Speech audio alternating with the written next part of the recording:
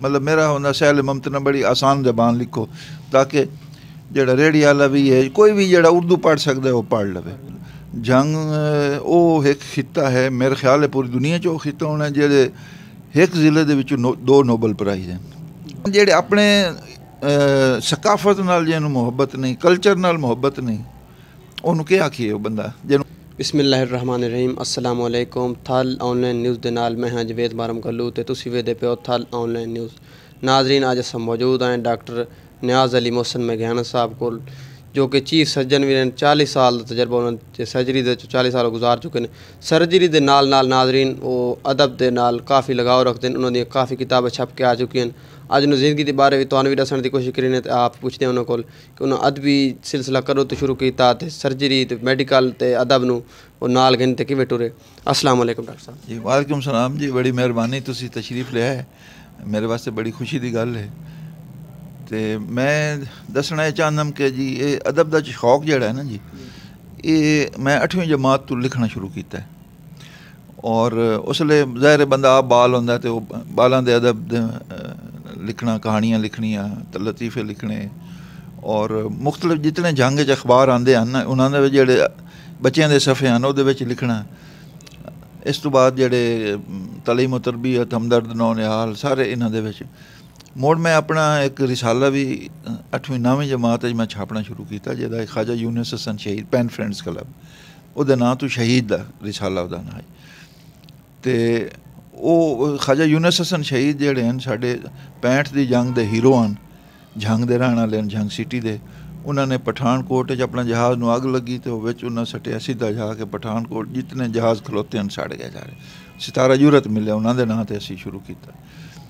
موڑے سلسلہ جسلے میں کالج گیا government college جہانگ گیا تو اس لیے بھی جاری رہا. میں اتنے ایڈیٹر ہم کاروان دا. اس تو بعد میں داخلہ ہو گیا میڈیکل کالج میں گیا تو اتھے دا میگزین پہلے وہ نام شاہین آئی مڑ پرواز آئی مڑ وہ بھی میں لکھتا رہا ایڈیٹر رہا مطلب جا کے ادوں بھی اخباریں لکھتے رہے. لیکن میری پہلی جڑی کتاب ہے نا وہ جس لے کہ میں ڈاکٹر بن گیا مڑ سرجن بن گیا ماسٹر آف سرجری کر لیا مڑ میں جھنگ آ کے لگا نا آ کے 1990 میں جھنگ آیا.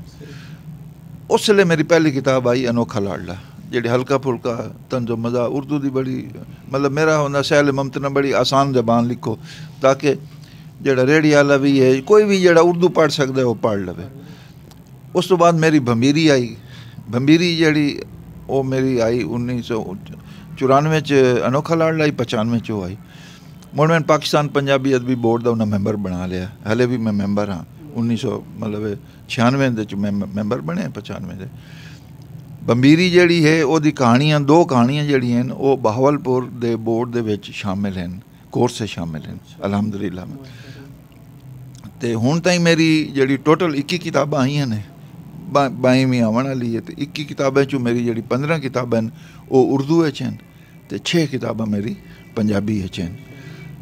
تے وہ الحمدللہ انہوں نے مطلب ہر لحاظ نال پذیرائی ملی. ہن میری انگریزی چ کتاب آ رہی ہے وہ میری making of a chief surgeon یعنی کہ میرے سرجری دے متعلق ہے. ساڈے سامنے جی میں سرجری ڈیولپمنٹس ہوئی ہیں مطلب وہ دے متعلق ہے جا کے. تے یہ ادب جڑا ہے یہ جسلے تواڈے اندر ہوئے نا یہ اچھل کے آپے باہر آندا رہندا ہے تسی مطلب جو. لیکن ساڈا المیہ جڑا ہے نا وہ یہ ہے پاکستان دے وچ کہ جڑا پبلشر ہے وہ کتاباں انجے نہیں چھاپدا. ہاں وہ جدوں تک تواڈے کول پیسے نہ ہون تسی مطلب یہ بڑا المیہ ہے کہ بڑے اچھے رول گئے مطلب جڑے بڑے ہیرے ہیں جنہاں نوں شناخت کوئی نہ ہو سکی. تو میں جانگے چاہیا جس لئے موڑ میں کمایا آ کے تو پھر میں آ کے جڑا ہے نا جی انہاں پیسے نال ہی میں کتاب چھپائی. اگر میرے کو پیسے نہ ہوئے نا تو شاید مطلب میری کتاب ہی کوئی نہ آ جا کے. تو یہ حال ہے پاکستان دے وچ. ہن بیچارے کئی بڑے اچھے رائٹر ہیں وہ کتاب انہاں دی کدے آئی کوئی نہیں کدے پبلشر کول جاندے نے وہ آندے دسو جی سانوں کا یہ کی فائدہ جا کے. کیونکہ زمانہ تمہیں پتہ ہے مطلب دولت دا زمانہ ہے. لوگ جڑے نے تے بڑا ٹیلنٹ پیا جنگ دے وچ. مطلب تسی ویکھو جنگ وہ ایک خطہ ہے میرے خیال ہے پوری دنیا چ وہ خطہ ہونا جہے ایک ضلع دے وچوں 2 نوبل پرائز ہیں اور وہ بھی سائنس دیں. ਮਤਲਬ ਤੁਸੀਂ ਵੇਖੋ ਨਾ ਉਹ ਸ਼ਫਕਤ ਤਨਵੀਰ ਮਿਰਜ਼ਾ ਹੋਰਾਂ ਲਿਖਿਆ ਹੈ ਕਿ this is land of mysticism and ਰੋਮੈਂਟਿਸਿਜ਼ਮ।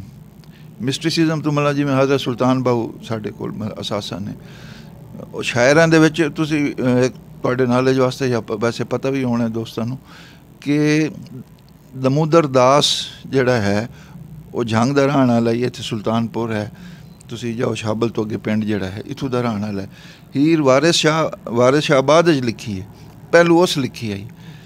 ਅਤੇ ਇਹ ਮਤਲਬ ਐਡਾ ਟੈਲੈਂਟ ਮਤਲਬ ਪਿਆ ਸਾਡੇ ਕੋਲ ਜਿਹੜਾ ਹੈ ਨਾ ਕਿ ਉਹ ਲੇਕਿਨ ਉਹ ਸਾਹਮਣੇ ਮਤਲਬ ਨਹੀਂ ਆਉਂਦਾ ਬਹੁਤ ਸਾਰੇ ਮਤਲਬ ਜੰਗ ਦੇ 'ਚ। ਲੇਕਿਨ ਇਹ ਮਜੀਦ ਅਮਜਦ ਜਿਹੜਾ ਹੈ ਉਹ ਸਾਹਮਣੇ ਆਇਆ, ਇਸ ਵਾਸਤੇ ਉਹਨੂੰ ਵੀ ਕਿ ਖਾਜਾ ਜ਼ਿਕਰੀਆ ਨੇ ਐਕਸਪਲੋਰ ਕੀਤਾ ਉੱਥੇ ਜਾ ਕੇ ਓਰੀਐਂਟਲ ਕਾਲਜ 'ਚੋਂ ਜਾ ਕੇ। ਇਹ ਸਾਡਾ ਅਲਮੀਆ ਹੈ। ਦੂਜਾ ਹੈ ਕਿ ਅਸੀਂ ਜਿਹੜੀ ਪੰਜਾਬੀ ਦਾ ਖਾਸ ਤੌਰ 'ਤੇ ਮੈਂ ਇੱਕ ਹੋਰ ਜਿਹੜੀ ਗੱਲ ਕਰਨਾ ਚਾਹਸਾਂ ਉਹ ਹੈ ਕਿ ਪਾਕਿਸਤਾਨ ਜਿਸਲੇ ਬਣਿਆ ਹੈ, ਪਾਰਟੀਸ਼ਨ ਹੋਈ ਹੈ ਜਿਸਲੇ, ਉਸਲੇ ਪੰਜਾਬ ਦੇ ਦੋ ਹਿੱਸੇ ਹਨ ਮੇਨ, ਚੜ੍ਹਦਾ ਪੰਜਾਬ ਅਤੇ ਲਾਂਦਾ ਪੰਜਾਬ।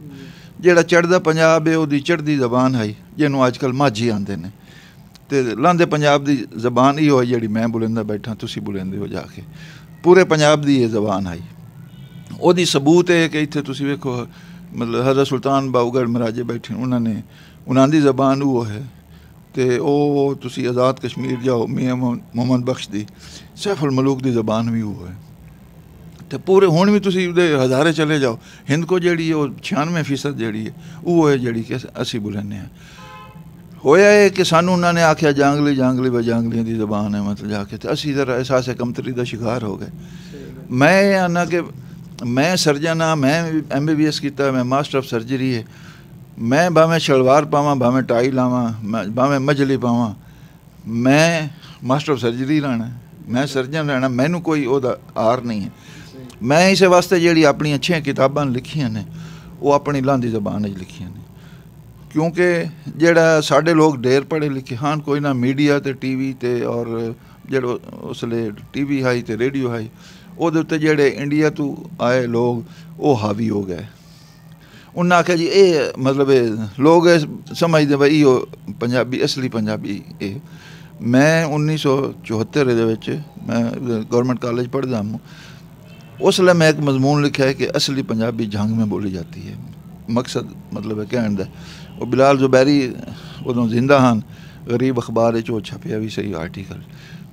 ਅਤੇ ਇਸ ਵਾਸਤੇ ਇਹ ਅਸੀਂ ਮੈਂ ਤਾਂ ਆਪਣੀ ਮਤਲਬ ਇਸ ਸ਼ਨਾਖਤ ਵਾਸਤੇ ਬਹੁਤ ਲੜੇ ਹਾਂ, ਮਤਲਬ ਹੈ ਕਿ ਠੀਕ ਹੈ ਸਾਡੀ ਔਰ ਮੇਰੀ ਸਾਰੀ ਦੀ ਸਾਰੀ ਕਿਤਾਬਾਂ ਜਿਹੜੀਆਂ ਨੇ ਉਹ ਉਸੇ ਦੇ ਵਿੱਚ। ਅੱਛਾ ਇਹ ਦੱਸੋ, ਕਿਉਂਕਿ ਅਕਸਰ ਅਸੀਂ ਤੁਹਾਡੇ ਦਫ਼ਤਰ 'ਚ ਆਏ ਅਸੀਂ ਵੇਖ ਰਹੇ ਹਾਂ ਕਿ ਪੰਜਾਬ ਦੇ ਸਾਰੇ ਰੰਗ ਇਹਦੇ ਵਿੱਚ ਮੌਜੂਦ ਨੇ, ਆਪਣੀ ਜਿਹੜੀ ਸਾਡੀ ਰੈਤਲ ਹੈ ਜੰਗ ਵਾਲੀ, ਬਾਕੀ ਪੰਜਾਬ ਦੇ ਰੰਗ। ਅਤੇ ਕਾਫੀ ਲੋਕ ਐਸੇ ਵੀ ਹੁੰਦੇ ਨੇ ਕਿ ਤੁਸੀਂ ਤਾਂ ਮਾਸ਼ਾਅੱਲਾ ਮਾਸਟਰ ਆਫ ਸਰਜਰੀ ਹੋ, ਤੁਹਾਡਾ ਇੱਕ ਨਾਂ ਹੈ, ਅਤੇ ਕੁਝ ਲੋਕ ਹੁੰਦੇ ਨੇ ਥੋੜ੍ਹਾ ਅਹੁਦਾ ਮਿਲਦਾ ਅਤੇ ਉਹ ਲਾਈਫ ਸਟਾਈਲ ਨੂੰ ਚੇਂਜ ਕਰਨਾ, ਆਪਣਾ ਸਿਸਟਮ ਚੇਂਜ ਕਰਨਾ। ਉਹਨਾਂ ਲੋਕਾਂ ਨੂੰ ਦੱਸੋ ਕੀ ਪੈਗਾਮ ਦੇ ਸੋ ਅਤੇ ਤੁਹਾਨੂੰ ਇਹ ਖਿਆਲ ਕਿਵੇਂ ਆਇਆ? ਗੱਲ ਇਹ ਨਾ ਮੈਂ ਜਿਵੇਂ ਆਖਿਆ ਨਾ ਕੋਈ ਸਾਨੂੰ ਆਉਂਦਾ ਨਾ ਤੁਸੀਂ ਜੰਗਲੀ ਹੋ, ਮੈਂ ਨਾ ਹਾਂ ਅਸੀਂ ਜੰਗਲੀ ਹਾਂ, ਸਾਡੀ ਇੱਕ ਸ਼ਨਾਖਤ ਹੈ ਨਾ ਜੀ ਇਹਦੇ 'ਚ। ਮਤਲਬ ਜਿਹੜਾ ਟੈਲੈਂਟ ਹੈ ਉਹ ਟੈਲੈਂਟ ਹੀ ਹੈ, ਇਸ ਵਾਸਤੇ ਘਬਰਾਉਣ ਦੀ ਲੋੜ। ਤੁਸੀਂ ਹੁਣ ਜਿਹੜੇ ਮੂਹੜਿਆਂ 'ਤੇ ਬੈਠੇ ਹੋ ਵੇਖਿਓ ਸਾਰਾ ਕਲਚਰ ਹੈ, ਇਹ ਮੇਰਾ ਮਤਲਬ ਹੈ ਇੱਥੇ ਮੈਂ ਪਾਣੀ ਪੀਣਾ ਇਹਦੇ ਵਿੱਚ, ਠੀਕ ਹੈ। ਬਾਕੀ ਹੈ ਤੁਸੀਂ ਸੱਜੇ ਖੱਬੇ ਵੇਖ ਲਓ ਸਾਰਾ ਤੁਹਾਨੂੰ ਕਲਚਰ ਨਜ਼ਰ ਆਸੀ। ਇੱਥੇ ਅੱਗੇ ਮੇਰੇ ਕਲੀਨਿਕ ਦੇ ਸੀੜੀਆਂ ਤਲੇ ਜਾਓ ਤਾਂ ਚਰਖਾ ਪਿਆ, ਉੱਤੇ ਮਧਾਣੀ ਪਈ ਹੈ, ਗੜਵੰਜੀ ਪਈ ਹੈ, ਠੀਕ ਹੈ ਨਾ। ਮੈਂ ਜਿਹੜੇ ਆਪਣੇ ਸਕਾਫਤ ਨਾਲ ਜਿਹਨੂੰ ਮੁਹੱਬਤ ਨਹੀਂ, ਕਲਚਰ ਨਾਲ ਮੁਹੱਬਤ ਨਹੀਂ, ਉਹਨੂੰ ਕੀ ਆਖੀਏ ਉਹ ਬੰਦਾ ਜਿਹਨੂੰ ਆਪਣੇ ਇਹਦਾ ਮਤਲਬ ਘਰ ਨਾਲ ਮੁਹੱਬਤ ਨਹੀਂ, ਠੀਕ ਹੈ ਨਾ, ਪੰਜਾਬ ਨਾਲ ਮੁਹੱਬਤ ਨਹੀਂ, ਪਾਕਿਸਤਾਨ ਨਾਲ ਮੁਹੱਬਤ ਨਹੀਂ, ਆਪਣੀ ਧਰਤੀ ਨਾਲ ਮੁਹੱਬਤ ਨਹੀਂ, ਧਰਤੀ ਮਾਂ ਨਾਲ ਮਾਂ ਇਸੇ ਵਾਸਤੇ ਆਉਂਦੇ ਨਾ ਜੀ ਕਿ ਮਾਂ ਪਿਆਰ ਵੀ ਕਰਦੀ ਹੈ ਅਤੇ ਮਾਂ ਨਾਲ ਮੁਹੱਬਤ ਵੀ ਹੋਣੀ ਚਾਹੀਦੀ ਹੈ। ਇਸੇ ਵਾਸਤੇ ਮਤਲਬ ਪੰਜਾਬੀ ਜਿਸ ਵੇਲੇ ਸਾਨੂੰ ਲੋੜ ਪੈਂਦੀ ਹੈ ਅਸੀਂ ਜ਼ਾਹਿਰ ਪੰਜਾਬੀ। ਹੁਣ ਮਰੀਜ਼ ਮੇਰੇ ਕੋਲ ਆ, ਜਿਵੇਂ ਮੈਂ ਇੱਥੇ ਬੈਠਾ, ਮਰੀਜ਼ ਆਉਂਦਾ ਹੈ, ਅੱਛਾ ਉਹ ਆਉਂਦਾ ਮੈਨੂੰ ਜੀ ਚਿਣੀਆਂ ਛੁੱਟਦੀਆਂ ਨੇ, ਅੱਛਾ ਹੁਣ ਅੱਗੋਂ ਡਾਕਟਰ ਨੂੰ ਪਤਾ ਹੀ ਨਾ ਹੋਵੇ ਕੋਈ ਚਿਣੀਆਂ ਛੁੱਟਦੀਆਂ ਨੇ, ਠੀਕ, ਢਿੱਡ 'ਚ ਮੇਰੇ ਵੱਟ ਪੰਮਦੇ ਨੇ, ਠੀਕ ਹੈ ਨਾ, ਅਤੇ ਮੇਰਾ ਹਾਂ ਢਾਹ ਪੈਂਦਾ ਹੈ। ਅੱਛਾ ਹੁਣ ਡਾਕਟਰ ਜਿਹੜਾ ਹੁਣ ਉਹਦਾ ਤਰਜਮਾ ਹੀ ਨਾ ਆਉਂਦਾ ਹੋਵੇ ਅਤੇ ਉਸ ਅੱਗੋਂ ਕੀ ਇਲਾਜ ਕਰਨਾ। ਅਤੇ ਇੱਕ ਤਾਂ ਜ਼ਾਹਿਰ ਹੈ ਸਾਨੂੰ ਇਸ ਚੀਜ਼ 'ਤੇ ਫਖਰ ਹੋਣਾ ਚਾਹੀਦਾ। ਹੁਣ ਲੋਕ ਆਉਂਦੇ ਨੇ ਜੀ ਅੰਗਰੇਜ਼ ਦਾ ਬੱਚਾ ਅੰਗਰੇਜ਼ੀ ਬੋਲਦਾ, ਬਹੁਤ ਜੰਮਦੇ ਉਹਨਾਂ ਦੀ ਅੰਗਰੇਜ਼ੀ ਹੁੰਦੇ, ਲੇਕਿਨ ਉਹਨਾਂ ਨੂੰ ਇੱਕ ਜ਼ਬਾਨ ਆਉਂਦੀ ਹੈ। ਅਸੀਂ ਸਾਡੇ ਬੱਚੇ ਜਿਹੜੇ ਨੇ ਉਹ ਇਤਨੇ ਟੈਲੈਂਟਡ ਨੇ ਕਿ ਉਹਨਾਂ ਨੂੰ ਵੇਖੋ ਉਹ ਪੰਜਾਬੀ ਵੀ ਆਉਂਦੀ ਹੈ, ਸਕੂਲ ਵਿੱਚ ਉਹ ਉਰਦੂ ਵੀ ਪੜ੍ਹਦੇ ਨੇ, ਅੰਗਰੇਜ਼ੀ ਵੀ ਪੜ੍ਹਦੇ ਨੇ, 3 ਜ਼ਬਾਨਾਂ ਤਾਂ ਉਹਨਾਂ ਨੂੰ ਮਤਲਬ ਭਾਵੇਂ ਕੋਈ ਘੱਟ ਆ ਗਈ, ਕੋਈ ਵੱਧ ਆ ਗਈ, ਠੀਕ ਹੈ ਨਾ, 3 ਜ਼ਬਾਨਾਂ ਤਾਂ ਹੁਣ ਪੱਕੀਆਂ ਆਉਂਦੀਆਂ ਨੇ ਨਾ। ਤੇ ਚੌਥਾ ਅਰਬੀ ਦੀ ਵੀ ਕੁਝ ਨਾ ਕੁਝ ਉਹਨਾਂ ਨੂੰ ਸਮਝ ਆਉਂਦੀ ਹੈ, ਕੁਰਾਨ ਪਾਕ ਪੜ੍ਹਦੇ ਨੇ, ਠੀਕ ਹੈ ਜੀ, ਤਰਜਮੇ ਨਾਲ ਪੜ੍ਹ ਲਵੇਂ ਤੇ ਮੁੜ ਉਹਨਾਂ ਨੂੰ ਜ਼ਿਆਦਾ ਬਿਹਤਰ ਸਮਝ ਆਉਂਦੀ ਜਾ ਕੇ। ਤੇ ਇਸ ਵਾਸਤੇ ਤੁਸੀਂ ਇਹ ਦੇਖੋ ਸਾਡਾ ਬੜਾ ਟੈਲੈਂਟ ਹੈ ਇੱਥੇ ਜਾ ਕੇ। ਉਹ ਸਾਡੇ ਲੋਕ ਜਿਹੜੇ ਬਾਹਰ ਜਾਂਦੇ ਨੇ, ਮੇਰੀ ਸਿਸਟਰ ਗਈ, ਭਾਈ ਗਿਆ ਰਸ਼ੀਆ ਪੜ੍ਹਨ ਵਾਸਤੇ ਗਏ, ਉਹ 3 ਮਹੀਨੇ ਦੇ ਵਿੱਚ ਉਹਨਾਂ ਰਸ਼ੀਅਨ ਸਿੱਖ ਲਈ, ਫਰ ਰਸ਼ੀਅਨ ਬੋਲਣ ਲੱਗ ਪਏ। ਤੇ ਉਹ ਉੱਥੇ ਤਾਂ ਜਿਹੜੇ ਅੰਗਰੇਜ਼ ਨੇ ਉਹ ਤਾਂ ਕੋਰਸ ਕਰਦੇ ਨੇ ਜੀ, ਭਾਈ ਤੁਸੀਂ ਪੰਜਾਬੀ ਸਿੱਖਣੀ ਹੈ ਜਾਂ ਉਰਦੂ ਸਿੱਖਣੀ ਹੈ। ਤੇ ਸਾਡੇ ਕੋਲ ਤੁਸੀਂ ਟੈਲੈਂਟ ਆਪੇ ਵੇਖ ਲਿਓ ਤੁਸੀਂ। ਤੇ ਬਾਕੀ ਆਪਣੇ ਮੈਂ ਸਮਝਣਾ ਜ਼ਮੀਨ ਨਾਲ, ਆਪਣੇ ਕਲਚਰ ਨਾਲ ਜਿਹਨੂੰ ਮੁਹੱਬਤ ਨਹੀਂ ਹੈ, ਤੇ ਉਹਨੂੰ ਬੰਦਾ ਕੀ ਆਖੇ, ਸਮਝ ਲਓ ਕਿ ਆਪਣੀ ਮਾਂ ਨਾਲ ਮੁਹੱਬਤ ਨਹੀਂ ਹੈ, ਮਾਂ ਬੋਲੀ ਨਾਲ ਮੁਹੱਬਤ ਨਹੀਂ ਹੈ, ਤੇ ਮੁੜ ਉਹ ਬੰਦਾ ਤਾਂ ਨਹੀਂ ਹੈ ਨਾ ਜੀ। ਅੱਛਾ, ਜਿਹੜੀ ਜੰਗ ਦੀ ਖਾਸ ਤੌਰ 'ਤੇ ਪੰਜਾਬ ਦੀ ਜਿਹੜੀ ਸਕਾਫਤ ਹੈ ਮਾਦੂਮ ਹੋ ਰਹੀ ਹੈ, ਉਹਦੇ ਵਿੱਚ ਸ਼ਹਿਰਾਂ ਨੂੰ ਤੇ ਸਾਡੇ ਜਿਹੜੇ ਮਸਲਨ ਸਾਹਿਬ ਇਲਮ ਲੋਕਾਂ ਨੂੰ ਕੀ ਕਿਰਦਾਰ ਅਦਾ ਕਰਨਾ ਚਾਹੀਦਾ ਕਿ ਸਾਰੇ ਲੋਕਾਂ ਨੂੰ ਉਸ ਆਪਣੀ ਸਕਾਫਤ ਮਾਂ ਬੋਲੀ ਦੇ ਤਰਫ ਰਾਗਬ ਕੀਤਾ ਵञे? ਉਹ ਕਿਹੜਾ ਕਦਮ ਵਿੱਚ ਆਉਣਾ ਚਾਹੀਦਾ ਬਰਾਹ ਰਾस्त ਜਿਹੜਾ ਆਵਾਮ ਤੱਕ ਪਹੁੰਚੇ ਤੇ ਆਵਾਮ ਆਪਣੀ ਸਕਾਫਤ ਦੀ ਤਰਫ ਵਾਪਸ ਆਵੇ? ਸਭ ਤੋਂ ਪਹਿਲੇ ਤਾਂ ਗੱਲ ਇਹ ਹੈ ਨਾ ਕਿ ਜੀ ਆਪਣੀ ਬੋਲੀ ਬੋਲਣੇ ਪਹਿਲੇ ਤਾਂ ਆਪ ਬੰਦਾ ਸ਼ਰਮ ਮਹਿਸੂਸ ਨਾ ਕਰੇ ਨਾ, ਠੀਕ ਹੈ ਨਾ। ਜਿਸਲੇ ਤੁਸੀਂ ਆਪ ਬੁਲੰਦੇ ਹੋ, ਮੈਂ ਹੁਣ ਆਨਾ ਮਤਲਬ ਤੇ ਮਰੀਜ਼ ਆਂਦਾ, ਜਿਸਲੇ ਉਹ ਮੇਰੇ ਕਮਰੇ 'ਚ ਦਾਖਲ ਹੁੰਦਾ ਤਾਂ ਪੰਜਾਬੀ ਕਲਚਰ ਵੇਖ ਕੇ ਬੜਾ ਖੁਸ਼ ਹੁੰਦਾ, ਉਹਦੀ ਉਹ ਅੰਦਰੋਂ ਡਰਿਆ ਆਂਦਾ, ਇੱਕ ਤਾਂ ਬਿਮਾਰੀ ਤੋਂ ਡਰਿਆ ਹੁੰਦਾ, ਮੈਨੂੰ ਗੁਵੇਂ ਅੰਦਰ ਪਤਾ ਨਹੀਂ ਡਾਕਟਰ ਕੀ ਹੋ ਜਾਏ ਅਸੀਂ ਕਿਵੇਂ ਬੁਲੰਦਾ। ਅੱਛਾ, ਉਹ ਜਿਸਲੇ ਅੱਗੇ ਆਂਦੇ ਨੇ ਮੈਂ ਟਾਈ ਸ਼ਾਈ ਲਾ ਕੇ ਉਹਨੇ ਸ਼ਾਇਦ ਪਤਾ ਨਹੀਂ ਕੋਈ ਅੰਗਰੇਜ਼ ਬੈਠਾ, ਜਿਸਲੇ ਮੈਂ ਪੰਜਾਬੀ 'ਚ ਉਹਨਾਂ ਦੇ ਨਾਲ ਗੱਲ ਕਰੇ ਨਾ ਉਹ ਐਡੇ ਮਤਲਬ ਸੌਖੇ ਹੁੰਦੇ। ਇਸੇ ਵਾਸਤੇ ਤਾਂ ਕਹਿੰਦੇ ਨੇ ਜਿਹੜੀ ਤਾਲੀਮ ਹੈ ਉਹ ਪੰਜਾਬੀ ਦੇ ਵਿੱਚ ਵੀ ਹੋਣੀ ਚਾਹੀਦੀ ਹੈ ਤਾਂ ਕਿ ਜਿਹੜੇ ਲੋਕ ਆਸਾਨੀ ਨਾਲ ਉਹਨੂੰ ਸਮਝ ਸਕਣ। 1849 ਦੇ ਵਿੱਚ ਜੰਗ ਬਣਿਆ ਮਤਲਬ ਜ਼ਿਲ੍ਹਾ, ਇਹ ਉਦੋਂ ਦੀ ਗੱਲ ਹੈ। ਉਦੋਂ ਹੀ ਇੱਥੇ ਅੰਗਰੇਜ਼ਾਂ ਦੀ ਹਕੂਮਤ ਆਈ ਪੰਜਾਬ ਦੇ ਵਿੱਚ। ਉਹਨਾਂ ਵੇਖਿਆ ਇੱਥੇ ਤਾਂ 100% ਜਿਹੜਾ ਹੈ ਪੜ੍ਹੇ ਲਿਖੇ ਲੋਕ ਹਨ। ਵਜ੍ਹਾ ਕੀ ਆਈ, ਪੰਜਾਬੀ ਸਾਰਾ ਉਹ ਕੋਰਸ ਪੜ੍ਹੇ। ਉਹਨਾਂ ਸਭ ਤੋਂ ਪਹਿਲੇ ਕੰਮ ਹੀ ਇਹ ਕੀਤਾ ਪੰਜਾਬੀ ਨੂੰ ਖ਼ਤਮ ਕਰੋ। ਉਹਨਾਂ ਅੰਗਰੇਜ਼ੀ ਸ਼ੁਰੂ ਕੀਤੀ। ਜਿਸਲੇ ਸਾਰਾ ਕੋਰਸ ਪੰਜਾਬੀ 'ਚ ਆਈ, 100% ਲੋਕ ਸਮਝ ਰਹੇ ਸਨ। ਜਿਸਲੇ ਯਕਦਮ ਉਹਨਾਂ ਨੇ ਰਾਜ ਕੀਤੀ ਅੰਗਰੇਜ਼ੀ, ਰੇਟ ਕਿਟ 0 ਤੇ ਆ ਗਿਆ ਨਾ ਜੀ। ਤੇ ਉਹ ਉਹਨਾਂ ਦੀ ਸਾਜ਼ਿਸ਼ ਮਤਲਬ ਕਾਮਯਾਬ ਹੋਈ। ਤੇ ਇਹਦਾ ਮਤਲਬ ਇਹ ਹੀ ਹੈ ਕਿ ਸਾਨੂੰ ਆਪਣੇ ਕਲਚਰ ਨਾਲ, ਆਪਣੀ ਜ਼ਬਾਨ ਨਾਲ ਮੁਹੱਬਤ ਕਰਨੀ ਚਾਹੀਦੀ ਹੈ। ਔਰ ਦੂਜਾ ਠੀਕ ਸਾਡੀ ਰਿਸਪੈਕਟ ਹੈ, ਉਰਦੂ ਸਾਡੀ ਕੌਮੀ ਜ਼ਬਾਨ ਹੈ। ਮਤਲਬ ਅਸੀਂ ਜਿਸ ਜ਼ਾਹਿਰ ਦੂਜੇ ਸੂਬੇ ਜਾਵਣਾ ਜਾ ਕੇ ਇੰਜ ਯਾਰ ਹੁਣ ਮੈਂ ਲੰਦਨ ਪੇਪਰ ਪੜ੍ਹਨ ਗਿਆ, ਮੈਂ ਜ਼ਾਹਿਰ ਉੱਥੇ ਪੰਜਾਬੀ 'ਚ ਤਾਂ ਨਹੀਂ ਪੜ੍ਹਨਾ, ਮੈਂ ਉੱਥੇ ਮਤਲਬ ਅੰਗਰੇਜ਼ੀ 'ਚ ਪੇਪਰ ਪੜ੍ਹਿਆ। ਉਹ ਸਾਰੀ ਜ਼ਬਾਨਾਂ ਤੁਹਾਨੂੰ ਮਤਲਬ ਆਉਣੀ ਚਾਹੀਦੀ, ਕੋਈ ਸ਼ਰਮ ਮਹਿਸੂਸ ਨਹੀਂ ਕਰਨੀ ਚਾਹੀਦੀ। ਪਹਿਲੀ ਗੱਲ ਤਾਂ ਸ਼ਰਮ ਮਹਿਸੂਸ ਨਹੀਂ ਕਰਨੀ ਚਾਹੀਦੀ। ਦੂਜਾ ਆਪਣੇ ਜ਼ਬਾਨ ਨਾਲ ਮੁਹੱਬਤ, ਧਰਤੀ ਨਾਲ ਮੁਹੱਬਤ ਹੋਣੀ ਚਾਹੀਦੀ। ਬਹੁਤ ਸ਼ੁਕਰੀਆ। ਤੁਸੀਂ ਡਾਕਟਰ ਨਿਆਜ਼ ਅਲੀ ਮੋਹਸਿਨ ਸਾਹਿਬ ਦਾ ਇੰਟਰਵਿਊ ਮੁਲਾਜ਼ਾ ਕੀਤਾ। ਉਹਨਾਂ ਦਾ ਇਹ ਆਖਣਾ ਹੈ ਕਿ ਪੰਜਾਬੀ ਬੋਲਣ ਵਿੱਚ, ਪੰਜਾਬੀ ਸਕਾਫਤ ਨੂੰ ਉਜਾਗਰ ਕਰਨ ਵਾਸਤੇ ਸ਼ਹਿਰਾਂ ਤੇ ਖਾਸ ਤੌਰ 'ਤੇ ਅਦਬੀ ਲੋਕਾਂ ਦਾ ਤੇ ਹੱਕ ਬਣਦਾ ਹੈ ਕਿ ਪੰਜਾਬੀ ਮਾਂ ਬੋਲੀ ਨੂੰ ਪ੍ਰਮੋਟ ਕਰਨ ਤੇ ਉਹਨੂੰ ਬੋਲਣ ਵਿੱਚ ਕੋਈ ਝਿਜਕ ਮਹਿਸੂਸ ਨਾ ਕਰਨ।